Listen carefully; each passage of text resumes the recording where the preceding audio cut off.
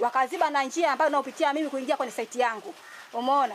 Baada ya hapo mama ananijibu mimi jeuri kwamba wewe ni uwezi kuwa na kiwanja hiki na hatukutambui. Lakini mara kwanza alinitambua yule mama, lakini mimi nadili na kamishna ndo anayoniletea migogoro. Kamishna ndo ananigombanisha na majirani zangu na ananigombanisha na yule mama.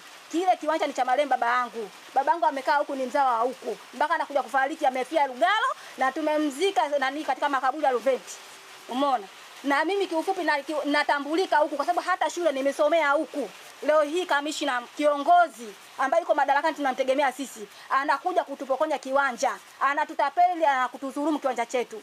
Mimi hapa kwa hiyo mama nakuomba utusaidie, hasa Mama Samia. Wewe ni mtetezi wa wanyonge, mlezi wa watu. Naomba utusaidie sisi watoto tunateseka. Tangu baba yangu afariki sina maisha, natembea jua langu jivua yangu. Naomba unisaidie Mama Samia.